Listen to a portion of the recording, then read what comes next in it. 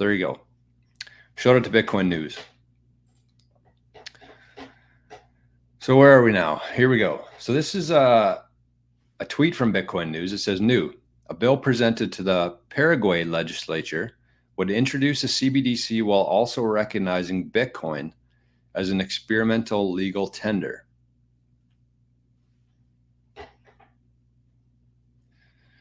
So the deputy presented a bill that aims to regulate the virtual currency as well as the creation of a national digital currency and the digital assets regime.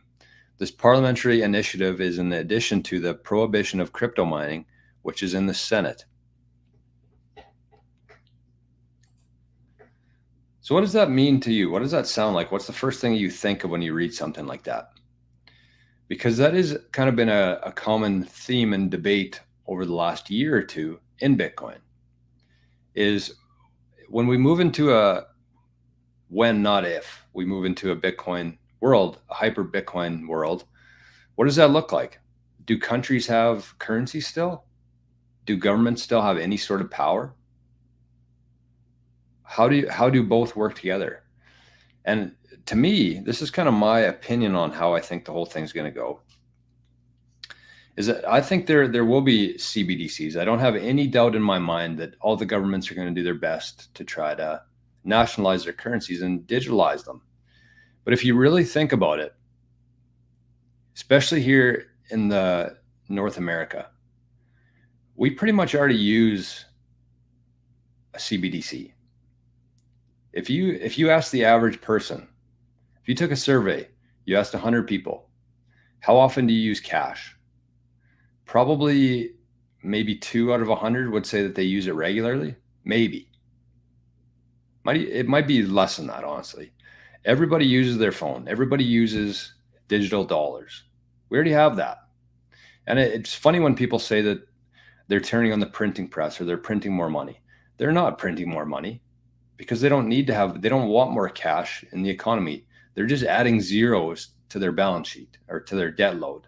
That's all they're doing. It's already digital.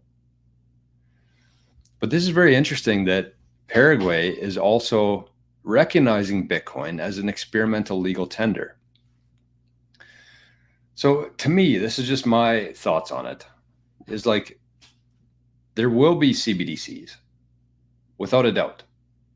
And if it doesn't really matter if there's CBDCs, because as long as we have Bitcoin and as long as Jeff Booth says, as long as it stays decentralized, it doesn't matter what other currencies are out there. It doesn't matter if there's a million cryptocurrencies.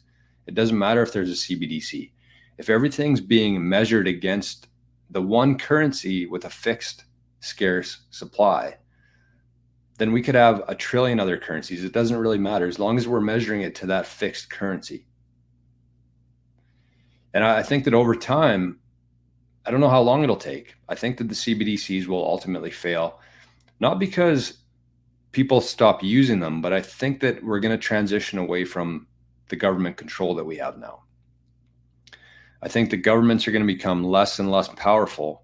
And on the flip side of that, I think the corporations, especially the big ones like BlackRock, are going to become more powerful. We're kind of already there. If you look at the last election and how influential the corporations were on deciding the president, that just goes to show you that the majority of the power is in the corporations at the corporate level, not the government. So they're going to roll out these CBDCs. It doesn't really matter. I think that as long as Bitcoin is here, as long as it stays decentralized, we're fine. And that's going to kind of be the theme of the dryer just stopped here and it got really quiet. But that's kind of going to be the theme of the second part of what I'm going to talk about today. Caesar, good morning. Another new face.